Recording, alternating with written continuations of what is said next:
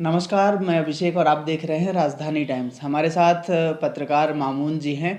उनसे बात करेंगे कि आखिर मध्य प्रदेश, राजस्थान, छत्तीसगढ़ तीनों ही राज्यों में इस समय मुख्यमंत्री चेहरे को लेकर काफ़ी उलटफेर होने वाला है। अब क्या होने वाला है, इस पर चर्चा करेंगे। तो मामून जी, क्या लग रहा है आपको कि क्या होने वाला है? देखिए, ये बात तो सच है कि सत्ता में वापसी तो बीजेपी के लिए तीनों ही राज्यों में काफ़ी अच्छी रही, लेकिन एक चीज़ ये है कि मुख्यमंत्री का चेहरा बनाना और सरकार बना लेना, उसके बाद किसी सीएम पर भरोसा करना, ये एक चुनौतीपूर्ण कार्य तो होता है।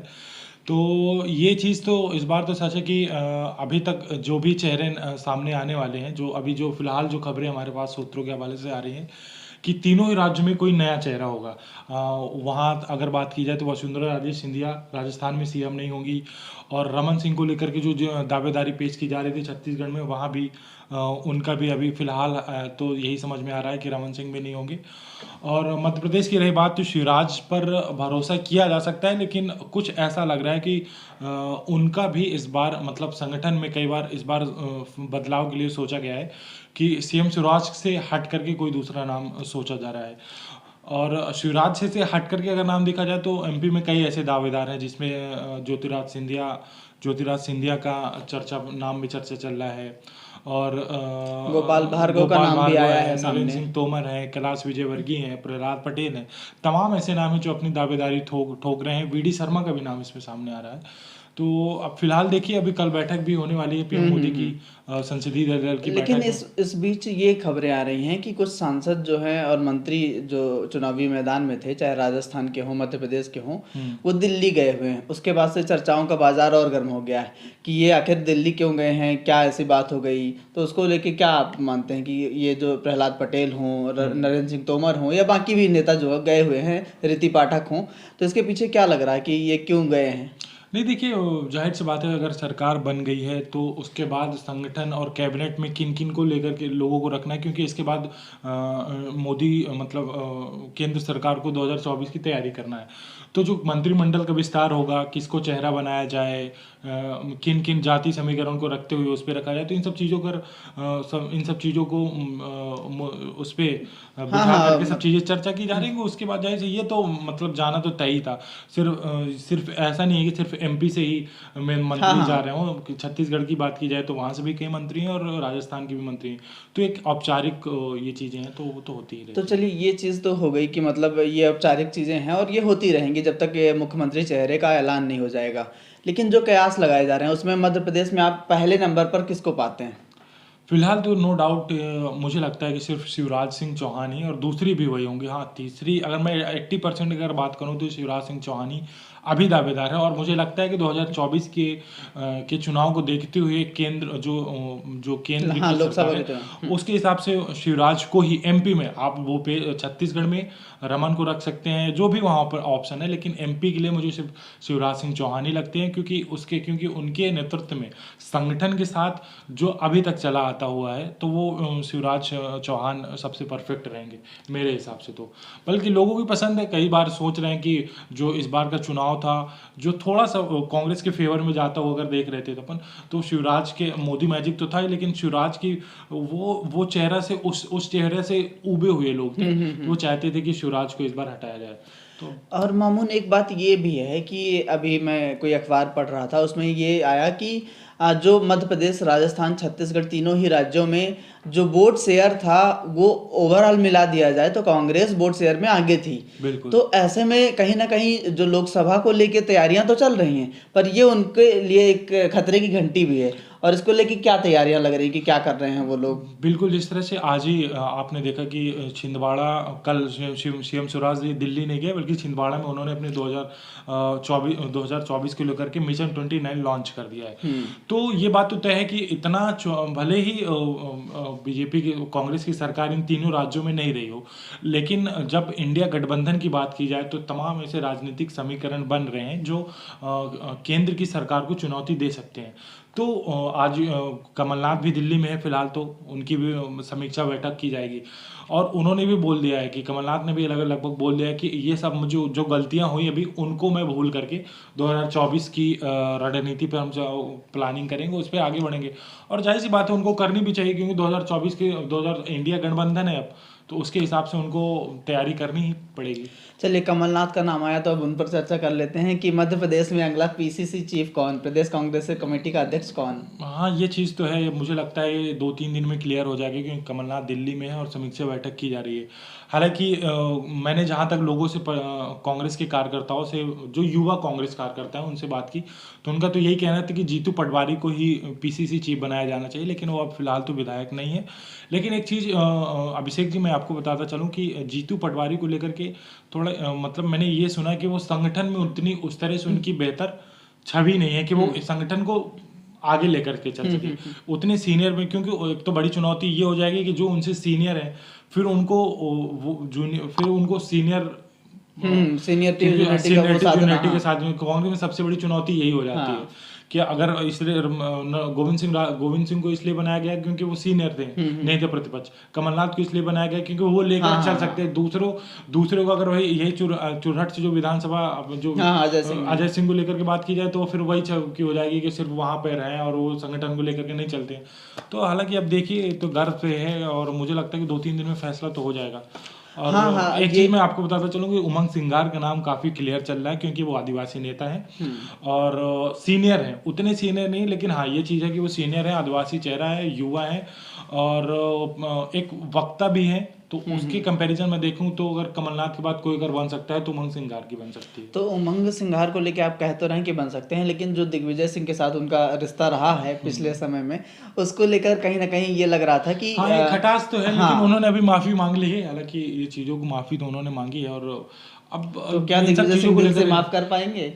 करना ही पड़ेगा। अगर कांग्रेस एमपी में अगर आने वाले अगर चुनाव को देखते हुए अगर उनको लगना है तो इन सब चीज़ों को भूल करके ही आगे बढ़ना पड़ेगा। और अब जितनी भी कांग्रेस बची हुई है उनको तो लेकर के चलना पड़ेगा। नहीं तो मुझे नहीं लगता कि अभी जो 63 और 65 सीटें हैं 2027 और 28 में जब भी चुनाव होंगे तो बच पाएंगे। ये बात बहुत अच्छी बोली आपने। मैं सोच ही रहा था इस बारे में कि मध्य प्रदेश कांग्रेस लगभग इस समय गर्त में जा चुकी है ना, जितनी सीटें मिली हैं। मुझे ये, हाँ आप कीजिएगा सवाल। मुझे ये लग रहा था कहीं कि पिछले चुनाव में अमित शाह का नारा था अब की बार 200 पार, तो मुझे लग रहा था पिछली बार तो नहीं हो पाया है, पर कहीं इस बार 200 पार ना कर ले, क्योंकि 165 सीटें तो 163 सीटें उनकी अभी वर्तमान में हैं और कांग्रेस के नेता अगर उधर जाने लग गए ना तो ये झड़ी अगर लगने पाई ना तो 200 पार का नारा उनका सच हो जाएगा। 200 का नारा पार हो जाएगा और फिर मुझे लगता है कि फिर एक कांग्रेस के लिए एमपी में मतलब बहुत बड़ी चुनौती हो जाएगी आने वाले 10 सालों के लिए। और फिलहाल तो एक चीज ये है कि हालांकि आप नीलांशु चतुर्वेदी की बात कर रहे थे, वो तो हालांकि विधायक है नहीं, चित्रकूट से, मैं आपको बताता चलूं। और डब्बू है जो सिद्धार्थ कुशवाहा, तो इनको लेकर के एक तो नाम चल रही है, आप कितना सच मानते हैं इस पे। और दूसरी चीज ये कि मंत्रिमंडल में डिप्टी, इस बार ऐसा कहा जा रहा है कि एमपी में 2 डिप्टी सीएम बनाए जाएंगे।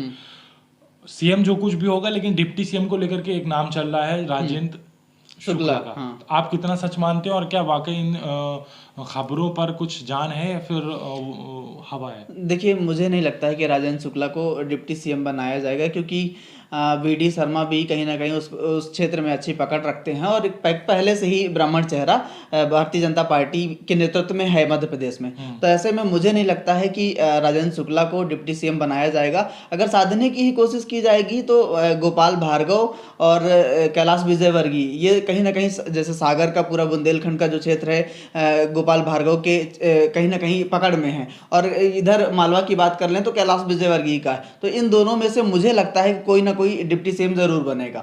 मुझे देखिए, ये मेरा व्यक्तिगत विचार है, बाकी ये पार्टी क्या करती है क्या नहीं करती है, लेकिन कहीं ना कहीं इन दोनों चेहरों में से एक डिप्टी सीएम जरूर बनेगा। हो सकता है इनमें से कोई सीएम भी बन जाए, लेकिन डिप्टी सीएम भी इन दोनों में से कोई बनेगा। अब रही बात कि 2 डिप्टी सीएम बनने हैं अगर, तो नरेंद्र सिंह तोमर और ज्योतिरादित्य सिंधिया पर भी हो सकता है, लेकिन ज्योतिरादित्य सिंधिया मुझे नहीं लगता है कि डिप्टी सीएम बनेंगे, स्वीकार करेंगे, क्योंकि अगर कांग्रेस में रहते हुए उन्हें ये पद मिल रहा था तो वो स्वीकार कर लेते, कांग्रेस में ही रहते, तो वही चीज उनके साथ फिर से हो जाएगी, तो वो नहीं आएंगे। तो मुझे लगता है कि नरेंद्र सिंह तोमर या गोपाल भार्गव और कैलाश विजयवर्गीय, यही 3 चेहरे होंगे जो मुख्यमंत्री और डिप्टी सीएम के दोनों के रूप में दिखाई दे सकते हैं हमको। मुझे नहीं लगता है कि शिवराज सिंह चौहान का भी चेहरा होगा। मुझे ये डिप्टी सीएम को लेकर के आपने जो नरेंद्र सिंह तोमर का पद बताया, वो भी नहीं लगता कि वो इस पद को स्वीकार कर पाएंगे, क्योंकि केंद्र के मंत्री कृषि मंत्री रहे हैं। इसके बाद एक चीज मैंने ये सुना है कि हाँ, डिप्टी अगर सीएम नरेंद्र सिंह तोमर को अगर सीएम का चेहरा नहीं दिया जाता है तो फिर उनको विधानसभा अध्यक्ष बनाया जा सकता है, क्योंकि इसके अलावा सिर्फ एक वही हाँ हाँ, एक बड़ा सा एक पद हो जो जाता पद हो है, जाता है कि गरिमा CM वाला हो गरिमा जाता है। वाला हो जाता है कि वो तो संभाला फिर जा सकता प्रहलाद है। पटेल का चेहरा हो सकता है। हाँ, प्रहलाद पटेल का वाकई कि 2-3 नाम कुछ हैं जो हाँ। शिवराज के बाद की, अगर शिवराज को हटा करके बात की जाए तो एक तो प्रहलाद पटेल, इनका नाम प्रमुखता से जो अभी दूसरे पोजीशन पे है। इसके बाद फिर भी बात की जाए तो नरेंद्र सिंह तोमर, फिर कैलाश विजयवर्गीय और सब तमाम नेता आते हैं। तो एक चीज़ ये है कि हाँ, एमपी में पहली बार ऐसा होगा, दिग्विजय के टाइम शायद हुआ था 2007 या 2003 में, तब कोई डिप्टी सीएम था, लेकिन अब 2023 में डिप्टी सीएम तो मिलने वाला है एमपी को, ये बात तो सच है। मुझे लगता है एमपी ही नहीं बल्कि तीनों राज्यों में कहीं ना कहीं डिप्टी सीएम मिलने वाले हैं। हाँ, छत्तीसगढ़ की हो बात तो मैं सकता है नहीं कर रहा हूँ, लेकिन राजस्थान में क्योंकि समीकरण जो साधने हैं लोकसभा चुनाव को लेके, कहीं ना कहीं उसके लिए डिप्टी सीएम की आवश्यकता बीजेपी को जरूर पड़ेगी, मुझे लगता है। बहरहाल अभी देखने वाली बात होगी कि क्या होता है क्या नहीं होता, हाँ ये बिल्कुल, भविष्य इस के चीज़ तो गर्त में बात है। सही और 2 से 4 दिन मुझे लगता है कितने टाइम में तो सारी चीज़ें क्लियर हो क्लियर हो जाएंगी, जानी चाहिए। है ना। और देखने वाली बात होगी। मध्य प्रदेश से शिवराज सिंह चौहान और बाकी के ये 3-4 जो नेता हैं उनमें ही आपको डिप्टी सीएम और सीएम के रूप में कोई दिखेगा। तो वहीं राजस्थान की बात करें तो बालकनाथ, जो महंत बालकनाथ हैं वो, और ओम माथुर का नाम चल रहा है। और कौन ओम नाम है? बिरला, ओम बिर नहीं ओम नहीं, बिरला, ओम माथुर जी है ना, और एक मेघवाल हैं कोई, अर्जुन मेघवाल अर्जुन हैं, मेघवाल, ओम उनका नाम माथुर, है। बालकनाथ, हाँ, वसुंधरा बालकनाथ राज है। सिंधिया फिलहाल दिल्ली वसुंधरा में है सिंधिया और तो कल हैं उनकी ही। बैठक बुला ली। और वहीं छत्तीसगढ़ की बात कर लें तो वहाँ अभी किसका नाम? छत्तीसगढ़ में कई, एक तो रमन सिंह, रमन सिंह का नाम चल, विष्णुदेव साय, विष्णुदेव साय, रेणुका सिंह, ओपी चौधरी ओपी चौधरी। और अरुण साव, ये 4-5 नाम हैं जो छत्तीसगढ़ में चल रहे हैं फिलहाल तो। चलिए तो सबसे प्रमुखता में से बताऊं, छत्तीसगढ़ में अगर विष्णुदेव साय का नाम सबसे ज़्यादा अभी रमन सिंह के बाद अगर किसी का नाम आ रहा है तो विष्णुदेव साय का आ रहा है। इसलिए आ रहा है कि उनकी संगठन में बैठ है, 4 बार के सांसद रहे हैं, 3 बार के विधायक रहे हैं और पूर्व छत्तीसगढ़ बीजेपी के प्रदेश अध्यक्ष रहे हैं। तो उनकी काफ़ी सीनियर के इसमें भी है और आदिवासी चेहरा है। सबसे बड़ी बात कि छत्तीसगढ़ में आदिवासी चेहरा दिया जा सकता है, तो विष्णुदेव का नाम, और मुझे लगता है 2-3 दिन में तीनों राज्यों पे सीएम जो है वो क्लियर हो जाएंगे। उसके बाद फिर मंत्रिमंडल का विस्तार होगा। मामून, आप विंध्य से आते हैं तो मुझे एक सवाल विंध्य क्षेत्र से बनता है आपसे आप कि विंध्य से तो अब मुझे ऐसा लगता है कि विंध्य में मुझसे ज़्यादा आप बेहतर समझते हैं, नहीं, वो हालांकि ठीक आपके है। सवालों का जवाब मैं हाँ, दूंगा। मतलब एक चर्चा हो जाए कम से कम इसी बहाने।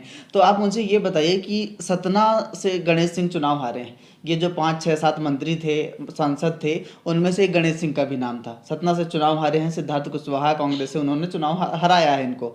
अब उसके बाद क्या लोकसभा से इनको टिकट मिल पाएगी या नहीं, या कोई और प्रत्याशी लोकसभा में जाएगा? क्या होगी रणनीति, आपको क्या लगता है? मुझे लगता है कि चांसेस 50-50% है, क्योंकि अगर ऐसा होता तो पिछली ही बार मैं अगर याद करूं तो पिछली बार ही किसी दूसरे चेहरे पर मतलब उतारा जा सकता है, लेकिन वहाँ कोई ऐसा नेता है नहीं जो एक सांसद के पद पर सतना में उतारा जा सके। और गणेश सिंह को हमेशा से ग्रेस वाला नेता ही कहा जाता है। अगर पिछले 2-3 बार से देखा जाए तो उनकी जो जीत होती है लगभग 5,000-6,000 इतने वोटों से होती है। तो हो सकता है, हालांकि उन्होंने विधायकी छोड़ी, विधायकी से तो हाथ गंवा बैठे, लेकिन अगर ये चीज़ है कि अगर उनको चेहरा तो बनाया जा सकता है, मुझे ऐसा लगता है। मैं इसमें ज़्यादा क्लियर तो नहीं हूँ, लेकिन हाँ, गणेश सिंह से के अलावा कोई दूसरा ऐसा बड़ा चेहरा है नहीं जिसको लेकर के वहाँ खड़ा किया जा सके। ठीक है, ये बात हो गई गणेश सिंह की। अब दूसरा सवाल मेरा एक और है, विंध्य से ही है कि विंध्य से बीजेपी मध्य प्रदेश में इस बार जो सरकार बनी है उसमें मंत्रिमंडल में किसको जगह मिल सकती है? कोई चेहरा आप जानते हो या समझते हो राजनीति को कि विंध्य क्षेत्र से कौन कौन मंत्री बन सकते हैं इस बार के चुनाव के बाद, रिजल्ट आने के बाद? देखिए, एक तो ये क्लियर है कि वहाँ से राजेंद्र शुक्ला या बनाए जा सकते हैं, और मैं किसका नाम लूँ? गिरीश गौतम पिछली बार हाँ, विधानसभा गिरीश अध्यक्ष रहे बिल्कुल हैं। विधानसभा अध्यक्ष थे वो। इस बार गिरीश गौतम को, क्योंकि वो काफ़ी सीनियर नेता हैं, उनको बनाया जा सकता है। और वहाँ पे अगर उन क्षेत्रों को लेकर के किया जाए तो मनगामा से कुछ है, सीधी, और वहाँ से कुछ सीधी से रीति पाठक को भी मुझे रीति लगता है पाठक, कि हाँ लिया बिल्कुल, जाएगा। रीति पाठक का नाम अब तो हमने भूल ही गया। रीति पाठक भी मतलब सीएम की पद की दौड़ में है, वो भी दिल्ली में है, मैं आपको बताता हाँ हूँ। हाँ हाँ। उनके नाम की भी चर्चाएं हैं। तो मतलब ये चीज़ है कि अगर राजेंद्र शुक्ला और इनको नाम हटा दिया जाए, लेकिन रीति पाठक तो क्लियर कुछ ना कुछ इनको कैबिनेट में अच्छा पद मिलने वाला है। तो कहीं ना कहीं देखिए बहुत सारे मंत्री तो बिंद को मिल नहीं जाएंगे। देखिए पिछली बार तो आपने देखा होगा कि राजन शुक्ला का भी नाम कट गया था। उन्होंने लास्ट के कुछ समय में जब चुनाव आ गए थे तब ये निर्णय लिया गया था, उनको जनसंपर्क मंत्री बनाया गया था। लेकिन मुझे लग रहा है कि कहीं ना कहीं ऋति पाठक को ही कोई बड़ा मंत्रालय दे दिया जाए और बिंद को साधने की कोशिश की जाए, ऋति पाठक के जरिए हो जाए, क्योंकि ब्राह्मण चेहरा भी है और बड़ा चेहरा भी है, एक माना जाना चेहरा है। तो कहीं ना कहीं ऋति पाठक को ही साध लिया जाएगा मुझे लगता है। बहरहाल की देखने वाली होगी कि बिंद से कितने मंत्री आते हैं और कितने विधायक वहां से मंत्री बनते हैं। बहरहाल आपको वीडियो अच्छा लगा हो तो लाइक कीजिएगा, दोस्तों के साथ शेयर कीजिए।